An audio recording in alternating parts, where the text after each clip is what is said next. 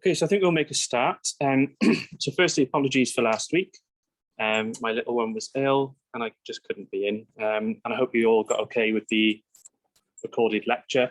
I think, to be honest, the code that you were doing last week is probably like the hardest it'll be throughout the module, because you were just, faced with lots of code on week 2.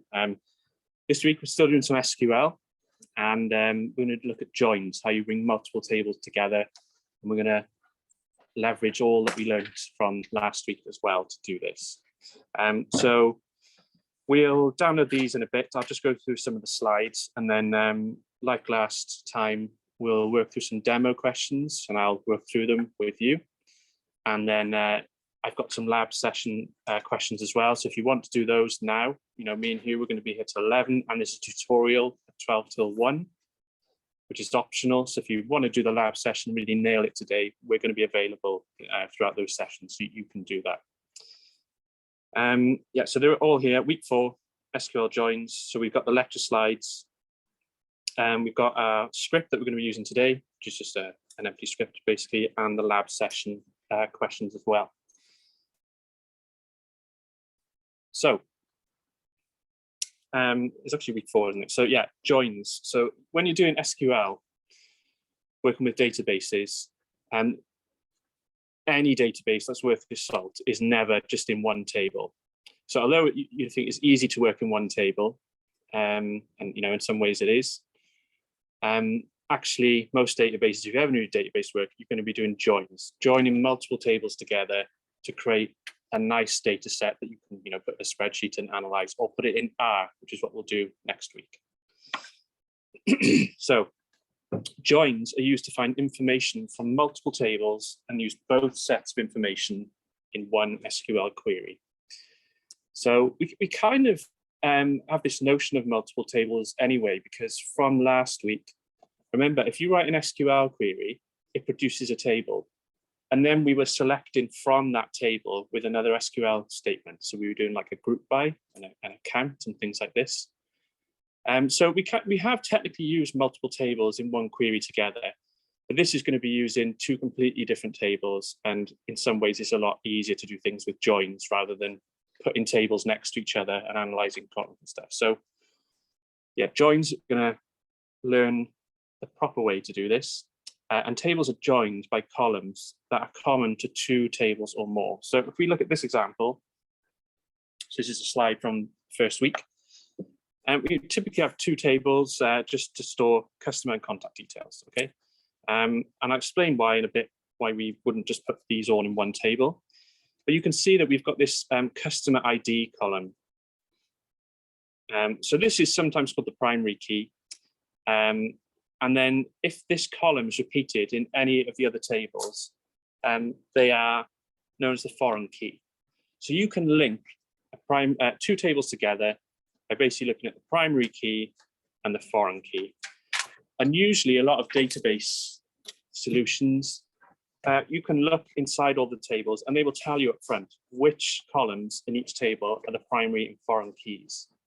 We don't have that luxury today, which is kind of good in a way, because I'm going to kind of force you to explore the data and really think about which columns can I join between which tables.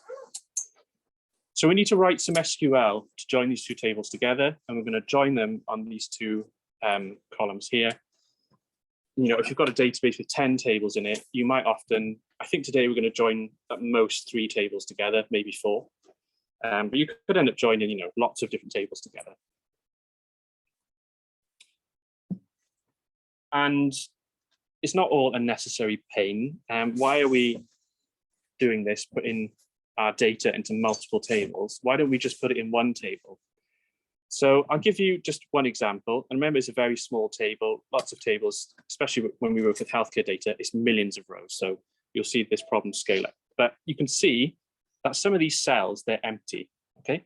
So the idea is that a patient will come in, they may get diagnosed with something, and they may go on to have an operation. And you record demographic details, sex, name, and of course their ID, which would be an NHS number, okay? So for example, I might have come in later on in the year. So I was admitted for myocardial infarction. Don't worry, I'm okay, I wasn't. and I had an operation, but later in the year, I may have fallen over and broke my arm, okay? And then I come in and then the consultant just says, that will heal on its own. Just put it in a cast, it'll heal on its own. So I don't have an operation in that case.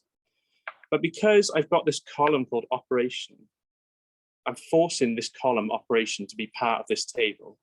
Anyone who doesn't have an operation, they're kind of wasting space in this table. This is not efficient, okay? So really the only row that utilizes this all the contents table is this first row. And similarly, so if Helen came along, she's already diagnosed with whatever it might be, and she comes in for an outpatient stay. There's a scheduled hospital admission in advance. You don't get classed as an inpatient, you don't stay in the hospital, you just visit the clinic, and they will do a routine procedure on you, and then you're out within the hour, okay? So they don't need to record a diagnosis here. They know why you're coming in. And again, wasting space in here. So we're kind of gearing up all towards efficiency and, making the most of our storage. And what you might have noticed as well is that we've got some duplication going on too. You don't need 2 cells in a table to say that I'm male. You only need 1, really, if you think about it. It's just wasteful. So, put in all of our information, especially if you've got like 100 different columns of data you're collecting on, whether it's a customer database or you're maintaining a healthcare database, you'll end up wasting a lot of space. What you'll find is these tables, they become sparse. So sparse is a word where, lots of the cells, they're actually empty because of this setup, the way we're forcing all of our information into one table. So if you just count these up, this is 20 cells, okay? Well, if we set it up like this, we have 3 tables instead. So we have one table, which just records our demographic details on the left. And we have another table, which records diagnoses. And we have another one, which just records operations. So this is more efficient, even though we're repeating, we have to share this ID column between all the tables. If we want to join any of these tables together, they need to have one column in common. So even though we're repeating these cells here, it's still more efficient. If you count these up, it's 19 cells in total, okay? So we were kind of at a disadvantage in a way because we have to repeat these. But still, it turns out to be less. Only 1. But remember, if you've got millions of rows, this would be a lot less, okay? So this is the reason why we enforce a database to have multiple tables. It's much more efficient. Your queries will run a lot faster, and your database admins will be very happy with that. So, any database worth its salt, if you go out and work with databases in your careers, you'll be working with multiple tables. You have to join them together.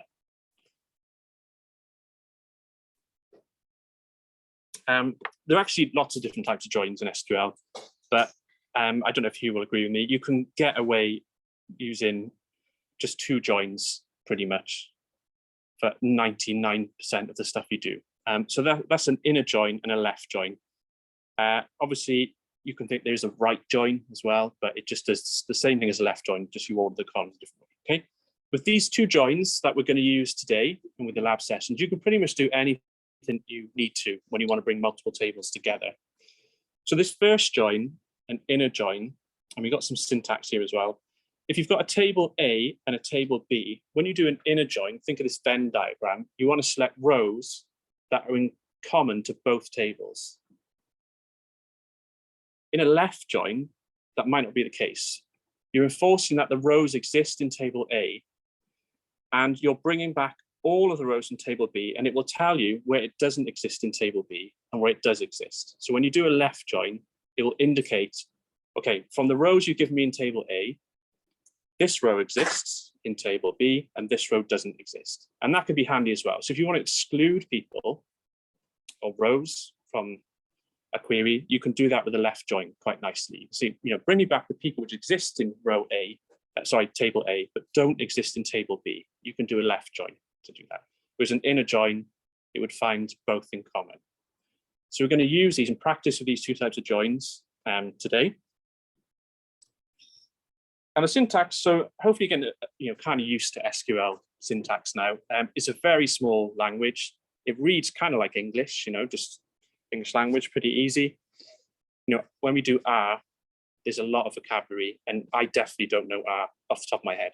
If I'm tackling a problem in R, I'm always consulting documentation. With SQL, it's a very small vocabulary. You just think about, it's kind of like Sudoku. Think about, I need to arrange tables in this way, and it's that kind of thing. So the syntax is easy, and this is what we do. So if we want to join these two tables together, so we've got two tables here, parent table A, this is first table, and child table B. So we could just do select star from, which just selects all columns from these two tables. We're going to say, I want to select A, remember these aliases, A dot first name, so the first name column from table A.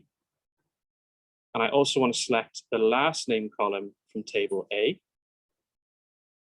And I want to select all of the columns from table B. So B dot star, this star asterisk thing means all. So when you join them together, you say select these columns from table A, and I want to do an inner join to the child table B, and then you have to tell it which columns we're joining on. Okay, so on A dot customer ID, this needs to equal B dot customer ID. Okay, so again, really simple syntax. Definitely easier than group bys and things like this, which you did last week. It's just the way that you put multiple tables together. That's like the kind of the key to doing database queries, is thinking about if I want to get information from certain tables, which tables are they? How can I link them together? And really, you're only using a few keywords: select, inner join, and on. Okay. So yeah, it's more like not memorizing lots of different code. It's just spinning a problem around in your head. That's the art to SQL. Yeah, so you probably already know this by now. So when do we like you to use join? So when we need to link information from one table to information in another table, and linking tables that have been created from your own nested query. So this is a bit different. Okay, in this case, we've got two separate tables.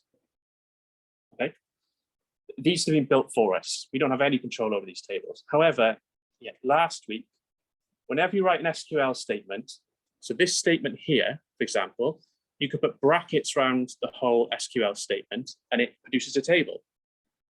You could write another query to join onto that table you just created, and which is what we'll do today as well. So, try and get in your head that an SQL query is as good as a table. It's the same thing. If this query produces a table, we can join to it from another table. Okay. So two situations where you would typically use joins.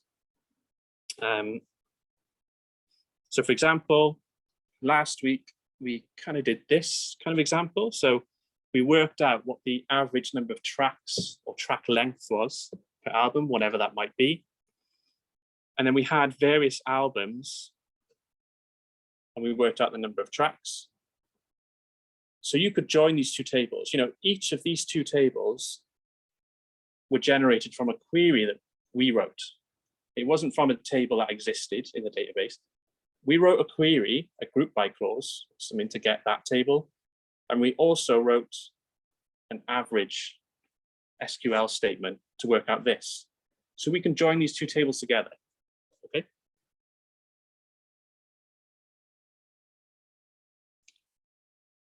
I think what we were doing last week, you can technically do this. You can say select all columns from this table, comma, all columns from this table, and you will end up with another column on the end, which is just repeats this cell. So we'll have average tracks, and then you have 10.71, 10.71, 10.71. We were doing something like that last week. You just say select all the columns from this table, comma, all the columns from this table. They just get put side by side. So that's one way you can do it, but join's some kind of proper way of doing this. It's quicker as well. Okay, and so when you include things like where clauses, we were looking at where the band name equals AC/DC. We were doing group bys, things like this.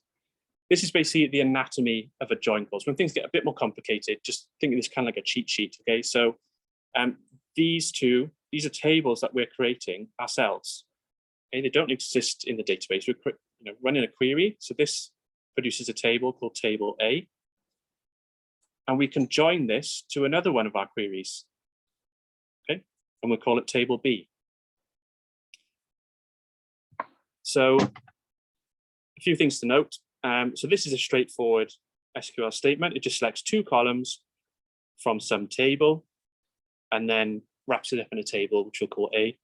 This one's got a where clause in it. So select all the rows from our table where the column called something equals this. Okay, and that produces table B. This where clause only applies within these brackets. Doesn't apply anywhere else, just to this table. Okay. So we join them together. We've got our two tables. This table joined to this table, table B, and we just say I'd like to join them on where column 1 from table A equals the same value in column 1 from table B. So these are all our statements. So we're joining on two criteria in this case. We've gone on this column equals this column, and this column is greater than this column. Okay.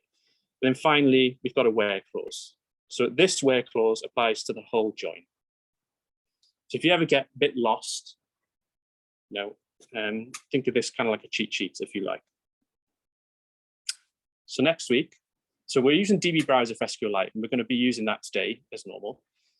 You can read SQL queries into R, and I strongly encourage this for your assignment. So I'm going to set your assignment later today, which will be due in on the 27th of November, I believe. I'll put it all up online. But yeah, you can actually read stuff into R. So this slide is just to keep in mind when we're doing R next week, we'll come back to this example and show how we can do this. So let's just do some examples. We'll go through a few demo questions ourselves, and you can find what you need. So we're on week 4, and I'm using this file called joinsdemo.sql. So you just want to copy this, just 4 questions we're going through today. You want to copy this into DB Browser SQLite. We're going to work on these. So I'll give you a couple of minutes to do that, and then we'll crack on with these.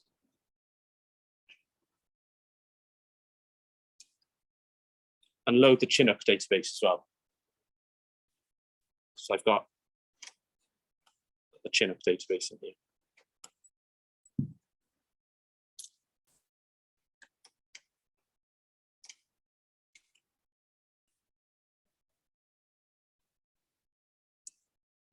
So let's just go through a few of these questions together. You're welcome to try this in your own time, skip ahead. If you've already figured out the first one, you can skip ahead if you like. But I'm just going to go through the first question here. So name all the tracks that customer ID equals 2 has bought. So when you're faced with a question like this, or any question, you need to start thinking, okay, where have I seen this column customer ID? This tracks word, where have I seen tracks in my entire database? Okay, so we can look through our tables in the browse data column. I appreciate this is very small at the back, so I'm going on the browse data tab. So just one comment, do not use this rock discography table. I pre-joined this table together just so you could get started last week. We're going to use all of the other tables, well, some of them anyway. So do not use rock discography, and don't use it in your assignment either. I'll dot marks if you use it in your assignment because it's pre-joined, okay? So the question was, just to remind ourselves, name all the tracks that customer ID equals 2 has bought. So if we just look through our database, database tables, customers, so we're talking about invoices and sales, things like this. So if we just look at invoice items, for example, so we have some invoices, but there's no customer ID. So we'll just keep looking. Maybe invoices. So we do have customer ID there. So this sales column, I think is exactly the same. We can use either. So yeah, but this is how it looks. So we got this customer ID column, which is good. We can see customer ID equals 2. So, we can see for ourselves, okay, they've bought one thing, so they've gone onto Amazon. They could have put multiple albums in their cart, and that counts as one invoice, right? So we need to find where this invoice ID equals 1, because this is the customer ID equals 2. That is their invoice, okay? Customer ID equals 2. They get assigned invoice ID equals 1. So now we need to track down, where this invoice ID goes. So if we look in invoice items, I seem to remember we have an invoice ID column in here too, okay? So this invoice ID equals 1, that is just for customer ID equals 2, okay? So that was invoice. And actually they bought 2 items because there's 2 rows in this table where invoice ID equals 1. So, they went onto Amazon, they bought 2 tracks or 2 albums or whatever, okay? So this is good.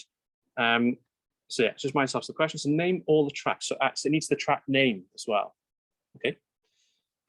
So we're kind of working our way through this. We know we can get customer ID from this table, and it gives us the invoice ID as well.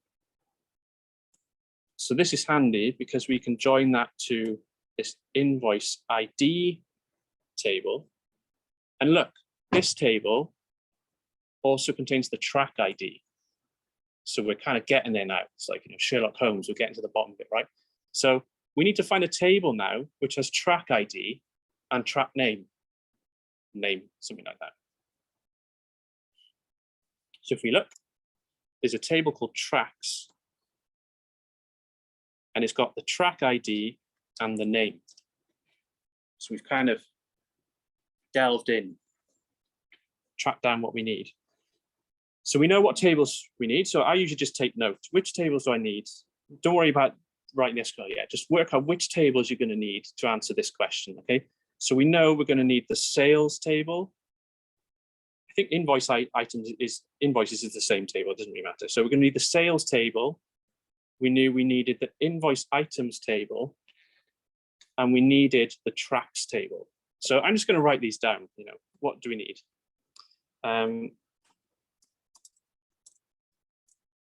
Break your, this just one sentence is, seems innocuous, easy, but it's actually a big question. So break it down into smaller problems. So which tables do we need? So we know we need sales. We need invoice items. And we need tracks. Okay, so just keep those in mind.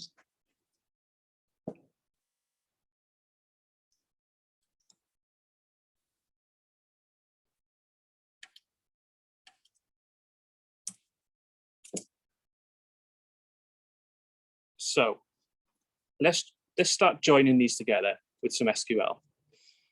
What we'll do first is we'll just select all the columns from all 3 of these tables in one query. And then after that, we'll think which columns do we actually need from this query. Okay, so let's just be a bit lazy, join these 3 tables together using the join syntax and bring back all columns. So we can say select all from sales. So remember, if you just run that, select all from sales, just to remind you, gives you this, okay? So we're going to give it a nickname because I'll get fed up of writing the word sales all the time. So I'm just going to call it S, sales S. The actual name is an alias, nickname, same thing, right? So we're just renaming this sales table to S as shorthand. And then we're going to say inner join to invoice. I love it that I can't see. I have to scroll across. Invoice items. And we're going to give this a nickname. So I'll just call it II invoice items. And we need to say how we're going to join them, what columns they had in columns. So if we remember, it was the customer ID column that was in column. we just look again. If this is sales, customer ID, we're joining to invoice items. Oh, sorry, invoice ID, we're joining on invoice ID. Okay. So let's do this. So inner join invoice items II on S dot invoice ID, actually no underscore, invoice ID equals II dot invoice ID.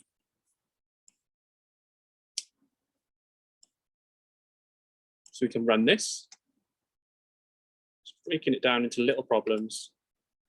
Okay. So what we'll see, the last column of the sales table was this total column. Okay. So these columns after total are from the invoice ID table. So just by selecting all columns, the select star, we select all columns. So we put them side by side. So you could have just done select table A, comma, table B. However, we put this join thing in. So any row in the sales column with an invoice ID equals 1, next to it, you will get the equivalent rows from invoice items where invoice ID equals 1. Okay. So let's just add a third table in. Just remember, just collect all of our columns first, and then we'll try and spot the problem that we're dealing with. So we can say inner join, and it was the tracks table, tracks T on. So let's go back to our tables. So this was our invoice items table, and it has track ID. Good. And then if we look at the tracks table, it also has track ID. Okay, so we can join these. So on II dot, was it a capital T? I can't remember. It was, yeah. My short-term memory is terrible. Track ID equals T dot track ID. So we can run this as well. So as you scroll across, you'll see now we've got the name data in here as well. Okay.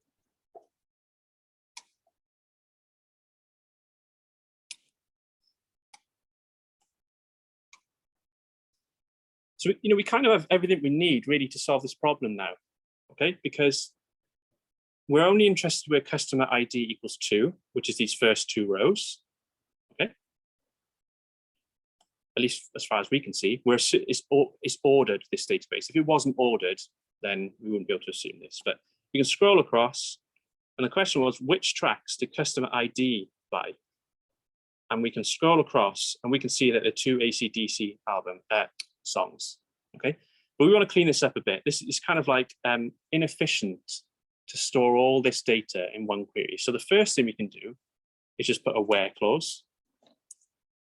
Where, and remember, so customer ID, and that came from the sales table. So S dot customer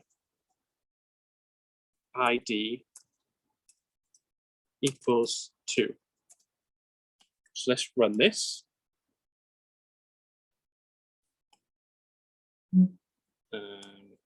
I put the wrong, spelled the column name. Customer ID.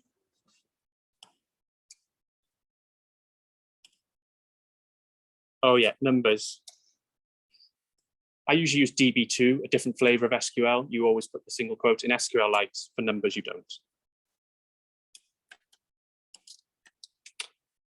Okay. So actually, we can see that they've got more invoices. So remember, that's why these where clauses are really handy. So we can, again, look across, and they bought quite a bit. We don't want all these columns. They're actually useless to us. We only wanted the track names, okay? And maybe the customer ID as well. So instead of this star up here or asterisk, which selects all columns, we can say s dot customer ID. And it was the name column. And this came from the tracks table. So t dot name.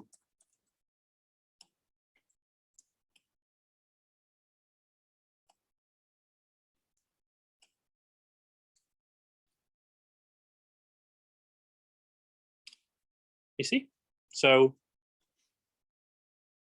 you know, the art of joins is just, if I've been given a question, you know, you've got to go out first, do a bit of field work, find out which tables contain the information I'm going to need to answer this question. And I just write them down. I needed these tables, these three. That's the first thing I always do. Especially if you're not familiar with a database at all, and someone asks you to do something, you know, just have a look around the tables. What information is in there? So write down the tables you need. And then the join syntax is actually really easy because you just say select from this table and join to this table and just tell it which columns to join on. It's really simple. It's almost like plain English. Right. Is everyone okay with that? Pretty good.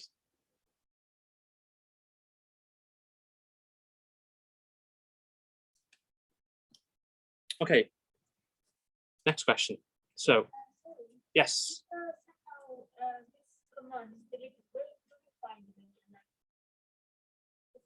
Yeah, this code here, yeah. Well, if I delete it now, I can do Control Z and undo it. But, you know, if I delete the whole thing, I can keep tracking back with, or you can even right click or undo. Yeah, so.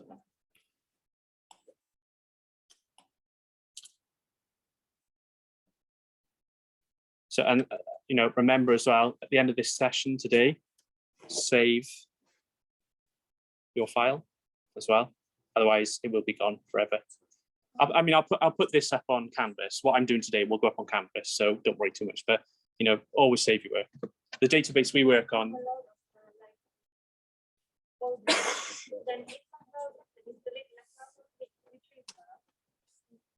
Yeah, so I think later on in the course, we're going to go through version control.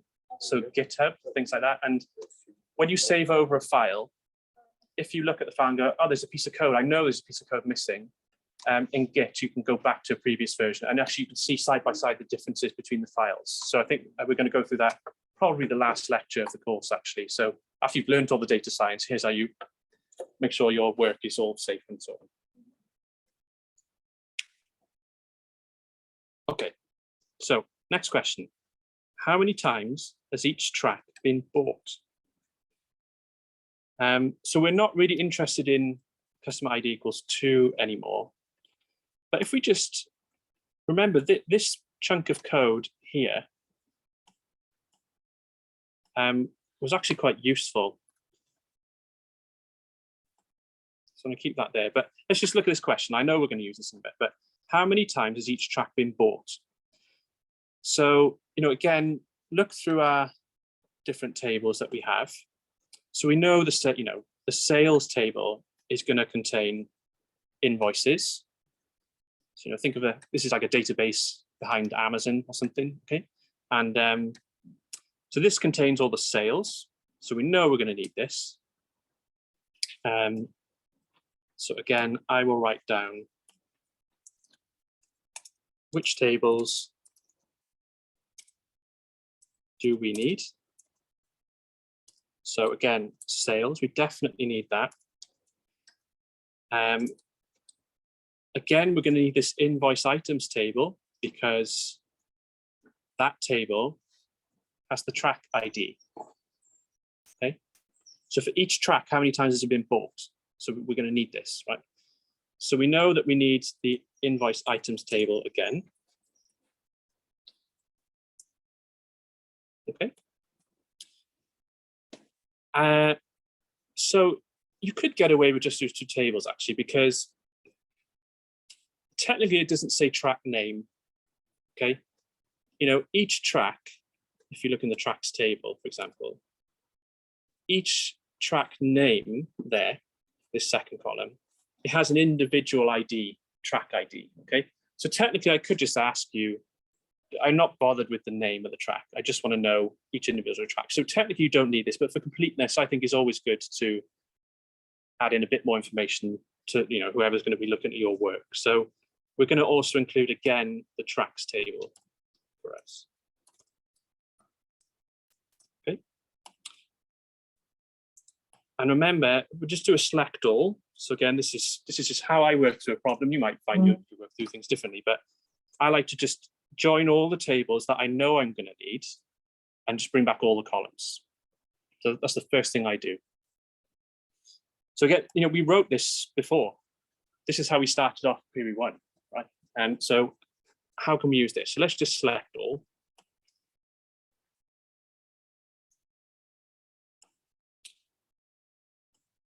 Okay.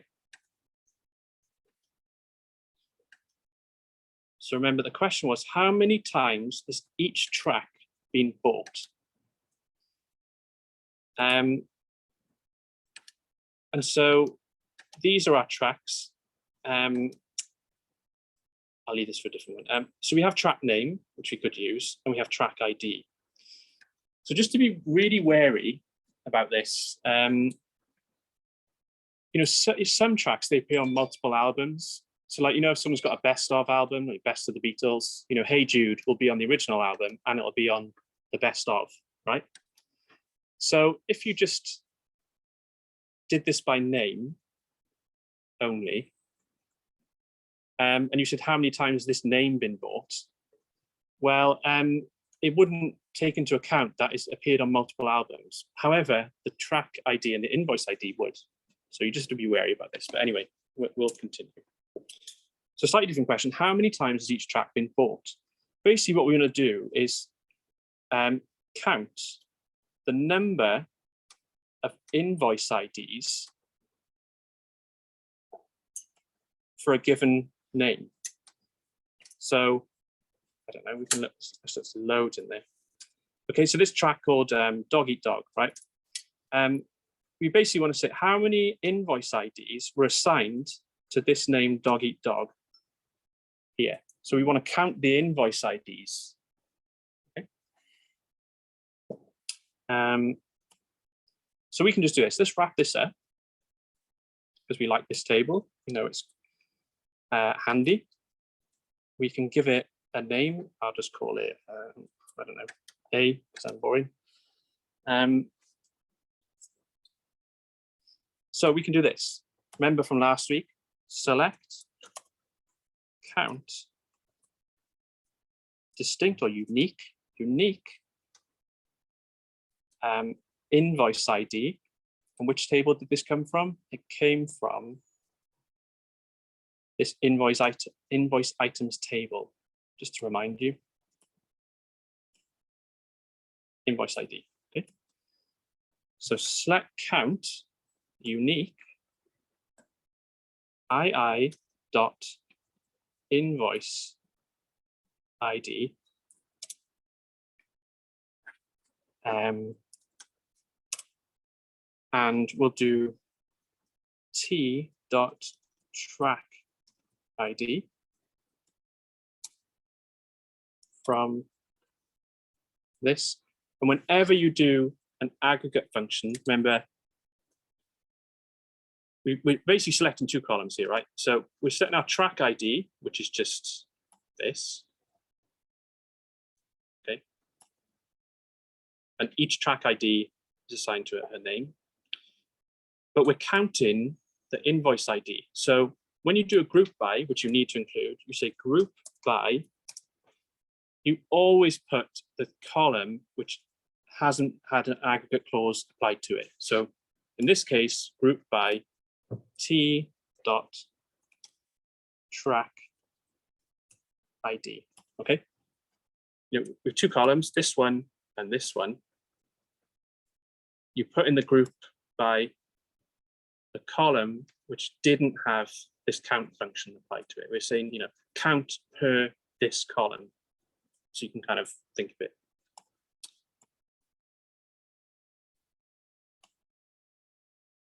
So I've got an error, which I'll work out why now.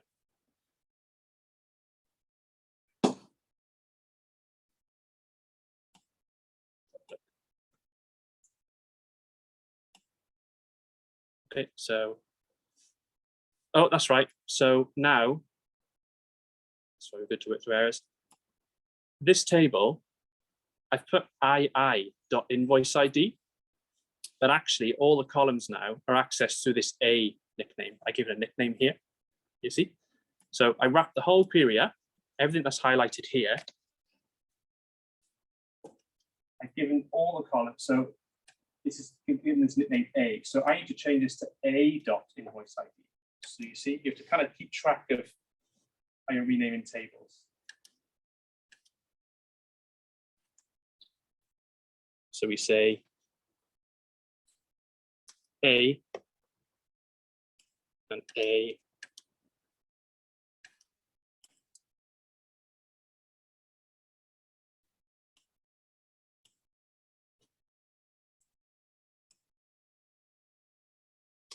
Okay, still looks a little bit messy though. For a start, this is a horrible column name. So let's rename this column name, okay? So I'm gonna just say as num sales.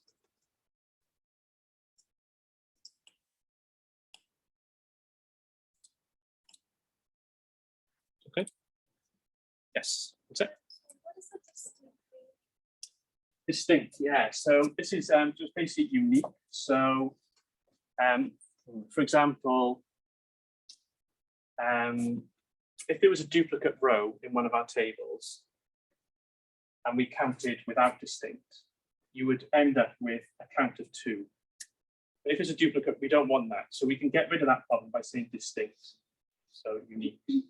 Think of it as unique rows. Okay.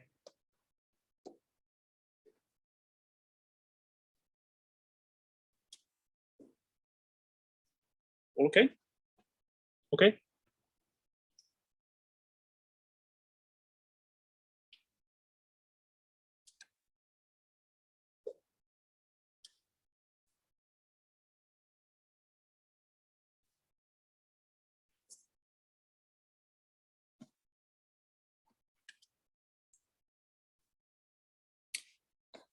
Brilliant. Right.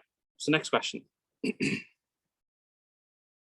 Which tracks have been bought that exist on multiple albums? So I was kind of pre-warning you about this. Yeah, you know, so Hey Jude is probably on the original album that it was on. It's probably on the best of, and it is possibly on multiple live albums, that track Hey Jude. Okay. So we want to kind of count per track or per song, how many albums does it appear on? It can also be on, you know, compilations as well, things like this.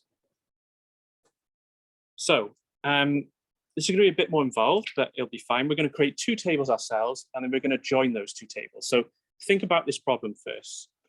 So it depends on where, you know, what you're focusing on. So which tracks have been bought that exist on multiple albums? So what tables might we need?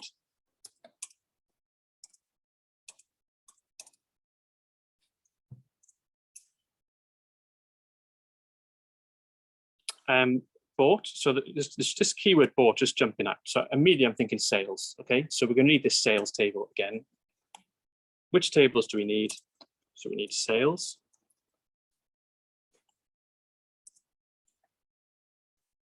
Tracks, okay, tracks.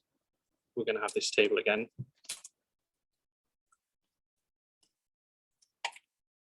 And again, we know that the link between track names and sales is this invoice item. So again, we know we're using the same 3 tables.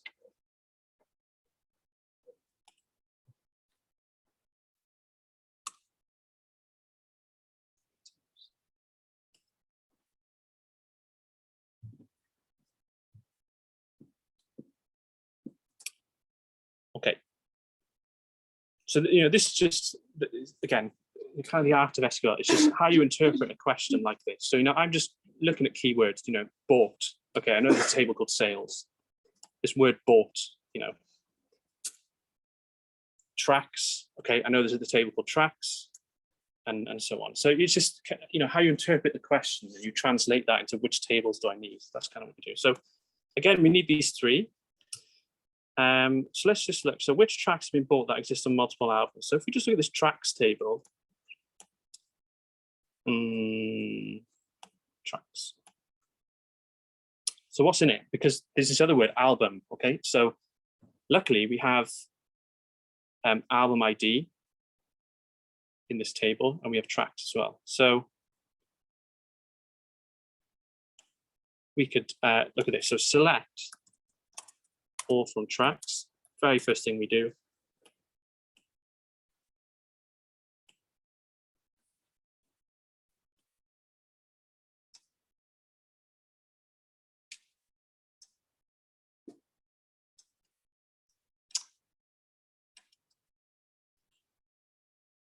So select all from tracks. So we can actually do this count thing first. So just break it down as two problems. We'll talk about, what's actually been bought, but let's just find tracks and find how many times they appear on an album, and then we'll see who's actually bought those tracks in another query. Okay, so select all from tracks. So we can do a group by here. So we can say select count distinct. So we're going to count number of albums per track. Yeah, so album ID.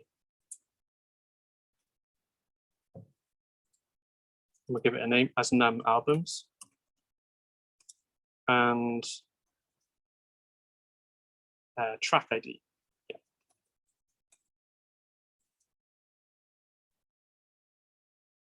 And because we've got this count, an aggregate clause, we need to do a group by. So whenever you see a count, a sum, average, whatever, you need a group by.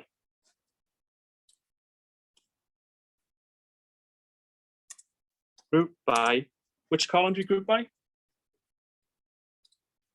Is it this one? No? That one? Okay.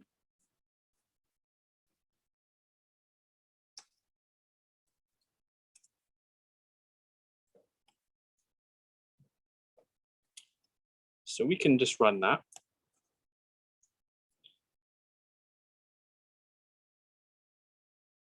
We find one with multiple, we scroll through.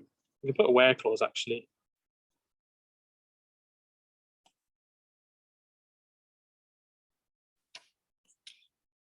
So if we want to just bring back rows with a number of albums equals 2, for example, we can just wrap this up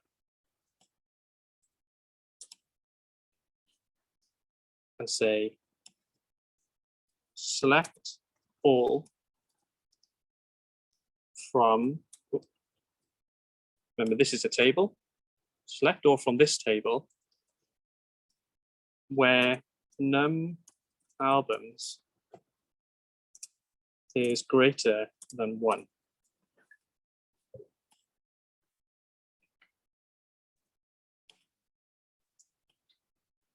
No such column.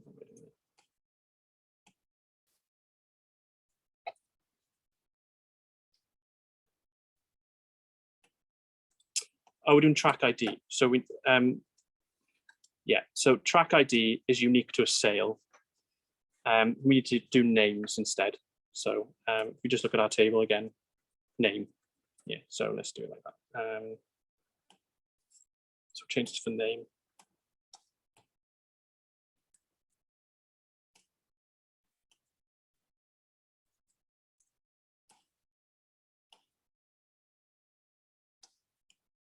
Here we go.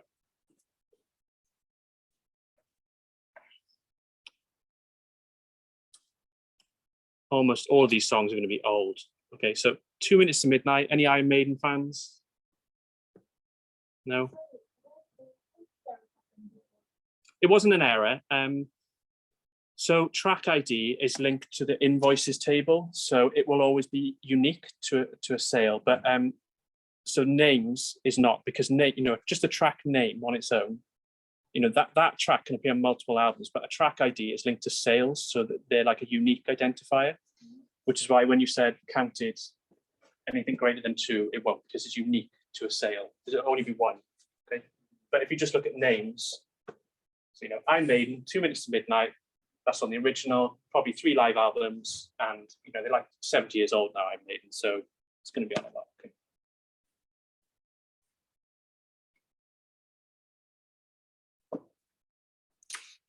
So this is good. So we've kind of done one half the problem, but the question was, which tracks have been bought that exist on multiple albums? So this is this added layer now. Just one word has just completely thrown us off, because we now need to do another query. So no one, it could be that no one's bought this track at all, 2 Minutes to Midnight, on any of the albums it appears on, that no one's bought it, okay? So that row might go away, but maybe one person has bought this track, which happens to appear on multiple albums. So there's another bit left to this, okay? But what we know already is that we like this table. This is, we're going to keep this as useful. Every row in this table is a track name that appears on multiple albums. So we're going to use this, and now we're going to link this to the sales table, invoice items. See, okay, which of these tracks have actually been bought by people.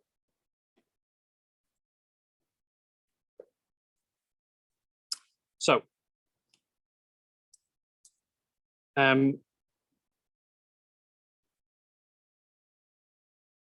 we'll go through it just again. We're going to end up copying this code again, right? But we'll just see why. Okay. So we need to get track names and link them to sales. So we know that if we go to the sales database here, so here are our sales. They have invoice IDs. So this is a purchase. In the back of Amazon, there's a purchase unique to that item that went into a basket. And we need to link to tracks. And we know that the table that links invoices or sales to tracks is this invoice items. Okay.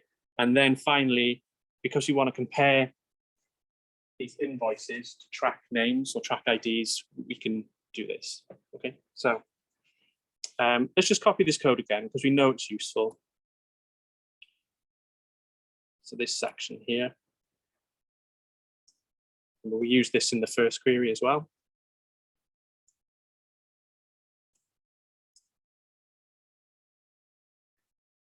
So I'm just going to keep it here for a second.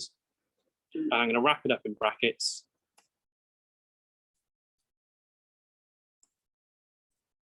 Okay. And I know I need to join these two. So this is a table. I'll give it a name. I'll call it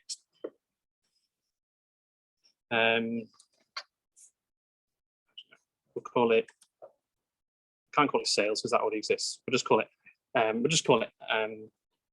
SA. There you go.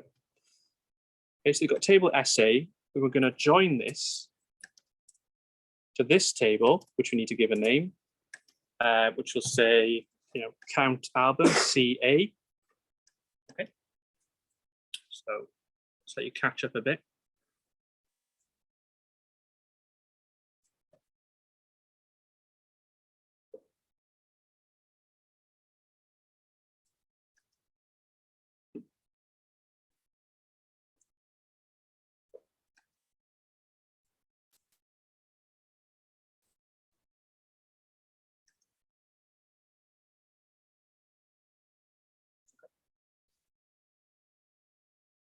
So, again, how we read this is a table called SA, and it looks like this. Okay. Scroll across, invoice information, and then finally track information. So that's a useful table. This table is now called SA. We're going to join this to this table, which we're calling CA, count albums, which just has 2 columns in it, okay? So and this is kind of easy now, what columns are in common between these 2 tables? So we've only got 2 here. It's not going to be num albums because we created that ourselves. But this column called name, does it exist in our table called SA?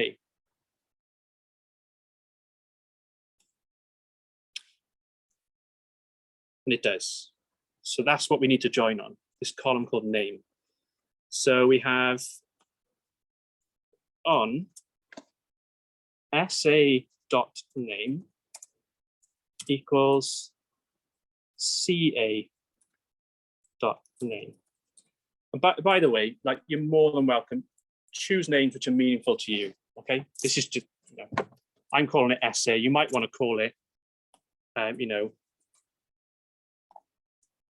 count albums table if you really want to. Okay, so it's completely up to you. I'm just calling it CA.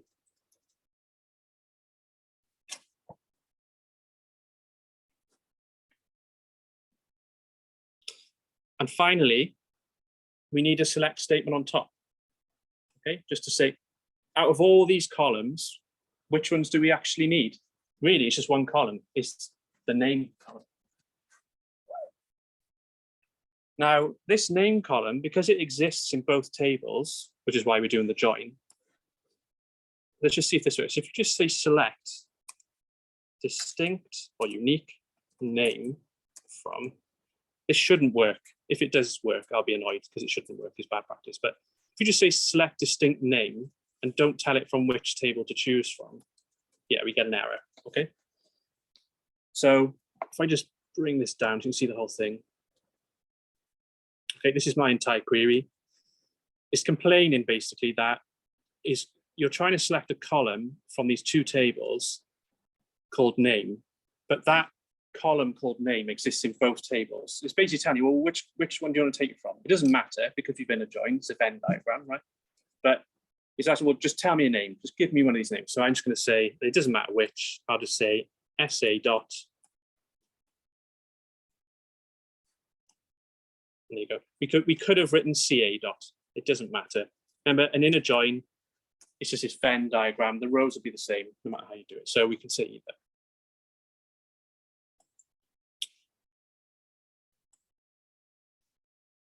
Okay, so we can see, yeah, someone did buy 2 minutes to midnight on one album. They probably, they may have bought it from they may have bought the original album, which had this 2 minutes to midnight track on it. But we know that actually this track, it doesn't mean they bought it on every single album. They just happened to buy this track and we know it appears on Profitable. So is at this point, are you all sort of caught up there? Leave a couple of minutes.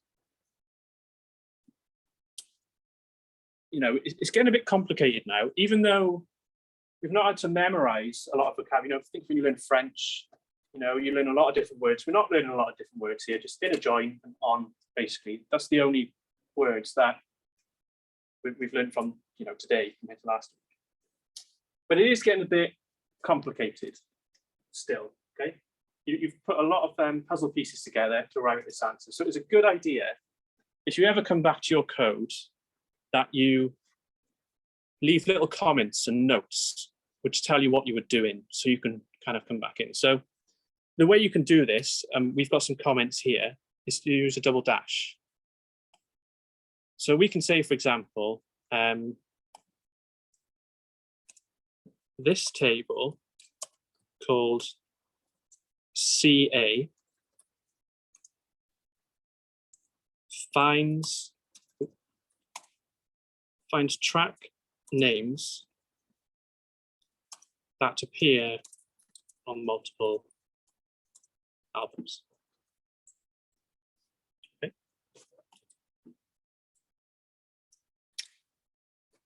Then we can put another one here.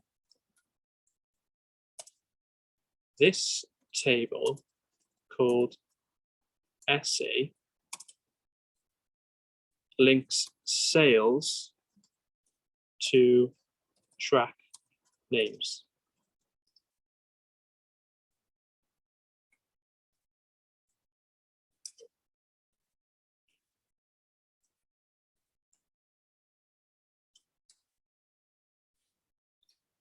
And, comments that are just entirely personal. You can comment as much as you like.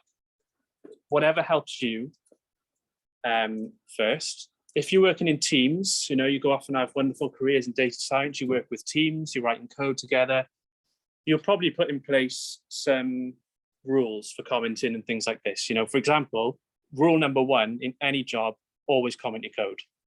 So when you do your assignment, if you don't comment your code, I'll be very annoyed and I'll dock marks, because I need to see if you're trying to solve a problem, think about in a maths problem, you always got marks for showing your workings. Okay. If you write a query and it runs fine, but it's the wrong answer, if you actually wrote some comments saying, I broke the problem down to this, I can award you marks so I can see what you were trying to do. And it's much easier for me to mark it. And if you're working with a team of people, you go, here's my code, it solves this problem. And you leave comments, it's much easier for them to understand what you did and how to solve the problem. So rule number 1, always comment your code. In your assignment, comment your code. Otherwise, you will be docked marks. You'll be worse off in the real world if you don't comment your code. But you can do this however you like. So again, I might say, this is the master select statement.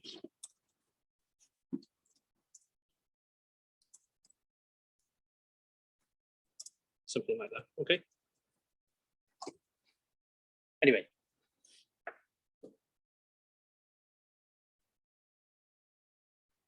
Everyone okay with that? Got a bit complicated.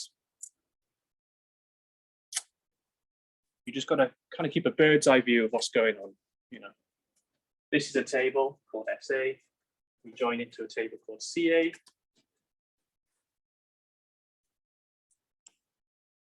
On this criteria.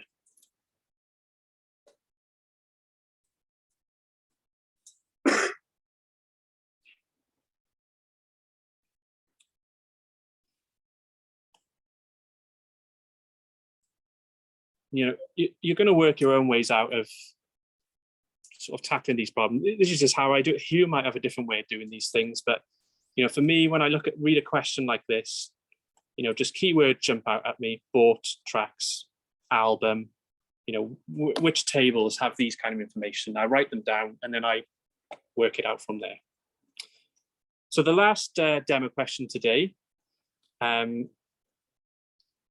is on a left join, or like a negative join, if you like. Negative criteria. So this question, let's put this down on 2 lines. Find people who have bought a track in 2010, but not in 2009. Okay. So, this word "not" just jumps out at me. It's screaming left join, not a nice Venn diagram with an inner join. Bring back people that exist in one table, but don't exist in another, or rows that exist in one and not in another. So, words like this: not, don't, isn't. When I see these kinds of words, I'm thinking left join immediately. Okay, so we'll see how this works, because you don't know what I'm talking about yet. So let's find people first that have bought an album in 2010. Okay, so what do we need? Which tables do we need? Okay, so again, we know, we're getting familiar with this now, with this database. We know we're going to need the sales table. And we know, do we? You just need to know they bought something. We're not interested in the track name. So really, we can just get away with the sales table. So if you just look at sales, if, for example, this database, people that only buy in music, okay? If it had books in here as well, or audio books, I don't know, that could be a track, but physical books, right? I think it's Amazon, okay? If I ask this question, who's bought a track, a music track. Well, you don't have enough information in here to say if this invoice was a song or a book. So you might have to go and join to another table. Because it's convenient for us, this is only music people are buying. We only need to use this table. Whenever you see an invoice, they bought some music. Okay, so that's all we need for this question. Okay. So yeah, what do we mean? So people that have bought something in 2010 but not 2009. So we're going to use some dates. So we're going to say select all from sales where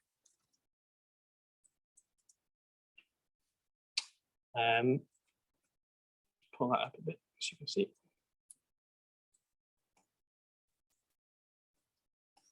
Okay, where, what columns do we have? Invoice date, brilliant. Okay,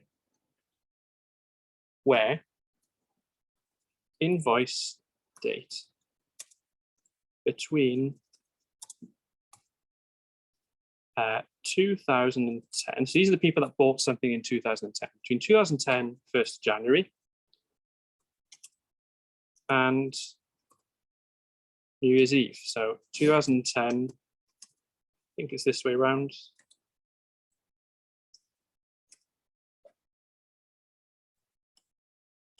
Okay.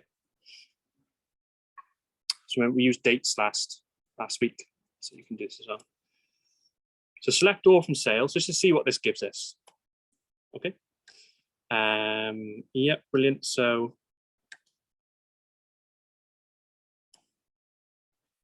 we just do a sanity check. Just scroll through. Yeah, they're all 2010. Okay. So that's good. So that query worked.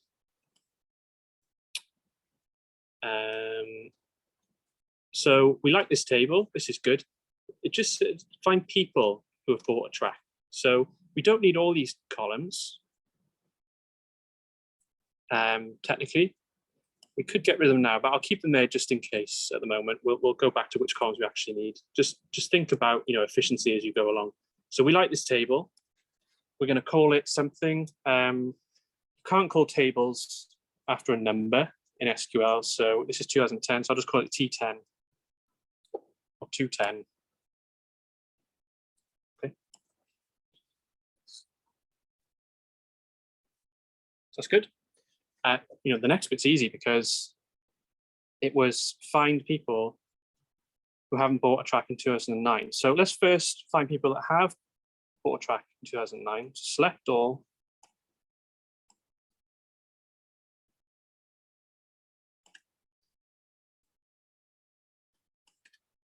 So again, we know what this is going to give us, but let's just wrap it up into a table.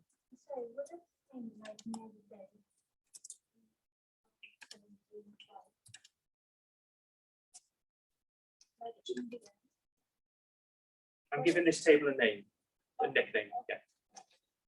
You can't just give it a number, but this is an alphanumeric string, so that's fine.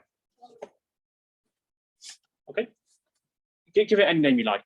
It doesn't have to be the name I give it. So we've got these two tables. They give us something. So this is all rows.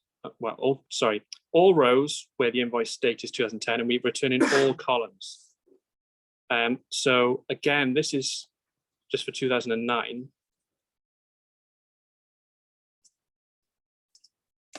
Okay. The question was, so we have a bunch of customer IDs in this second table where people bought stuff in 2009. We also have a bunch of customer IDs where they bought stuff in 2010. You could do an inner join at this stage. So we'll do that just to demonstrate. Inner join these two tables on .210.customer ID equals 29.customer ID. and we are only interested in the customer ID. So select distinct. Remember, customer ID is in both tables, so we just pick a table. We'll say 210 dot customer ID from.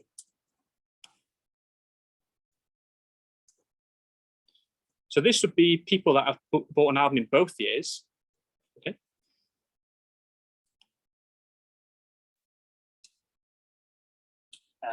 Why can't you see that? There we go.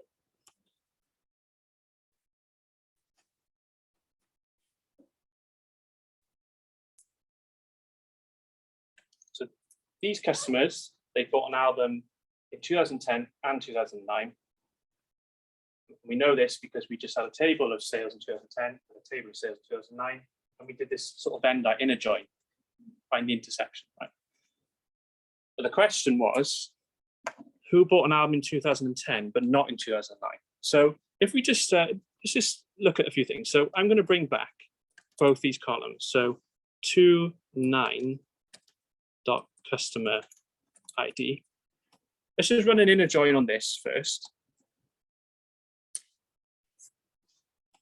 Okay, so we can. This might be a better way of seeing it. So this column, customers that bought something in 2009. This column, customers that bought some in 2010. You can see that they match, right? 47, 47. Okay, they bought one in 2009. They bought one in 2010. If we do a left join instead,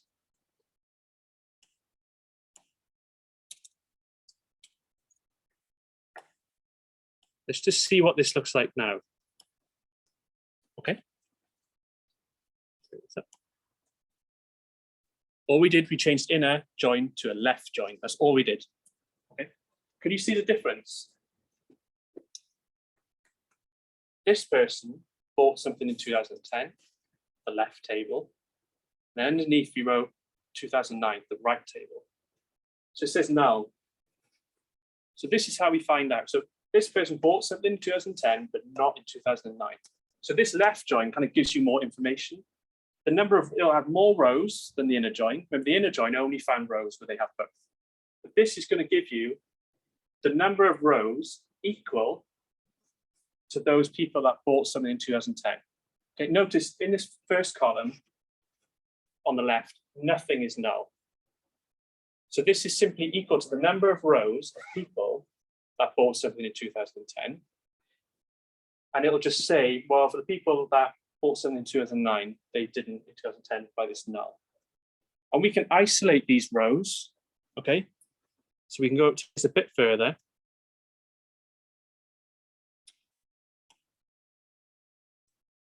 We'll do a where clause where 29.customer ID is null. So this is another keyword. So left join on and if you're doing two criteria, this new keyword is null. Okay.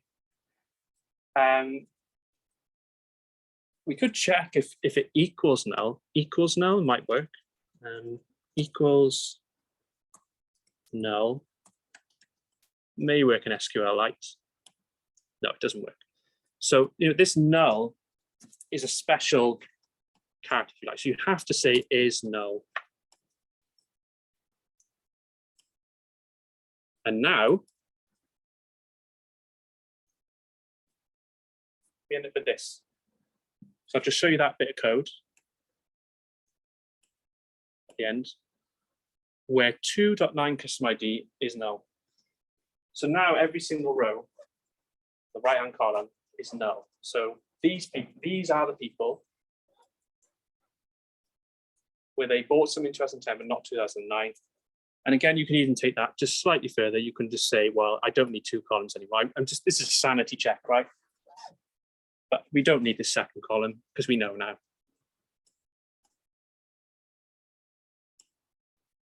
Okay.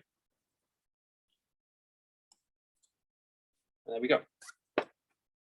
So that's a left join. You know, if you reading a question, someone's giving you a question, working with a database, and they say something like, "You find people that have done this but not this," or they don't appear in that kind of thing. So you just think left join immediately.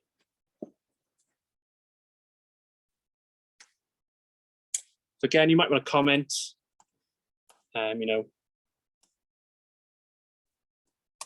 People that have bought something in 2009. People that have bought something in 2010.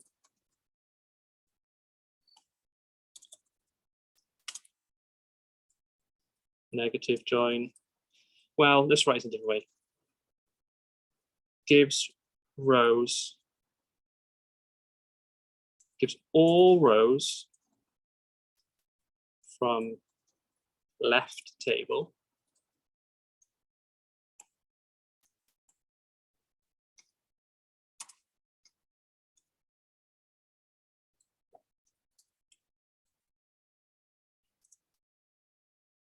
and returns rows from right table, even if null. Okay.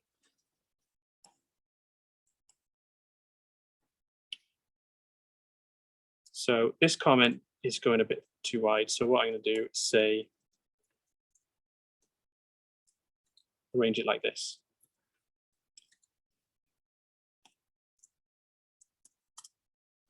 Okay.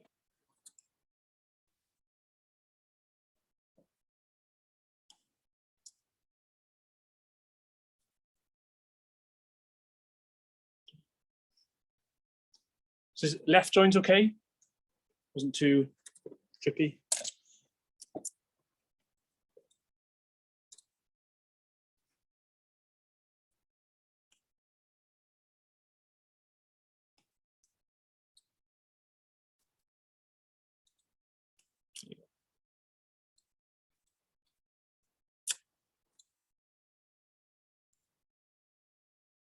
So at this point, I save my script because I know I'm happy with it. So I'll just save it wherever. Don't mind. I've already saved it. Okay, so that's it for the demo session today. On Canvas, where are we? Oh yeah, Canvas. So we've got these lab session questions. So we're here until 11, so another half hour. And again, we have a tutorial 1 till 2, which is in Fulton C, which if you want to come along, and if you want to get stuck into these lab session questions, we'll be there to help you out if you have any issues. So it's completely up to you. But what I will say is, practice makes perfect. I think if you can do all these questions on the demo and the lab session, you'll be fine for the assignment. Okay, so practice makes perfect. It's up to you whether you do it in your own time. I'm not going to force you to stay. So, and there we go. So I'll upload the completed demo sheet that I've done today, and I'll upload this lecture recording to YouTube, and I'll send out a link to everyone. So I'll see you at the tutorial if you want to come along.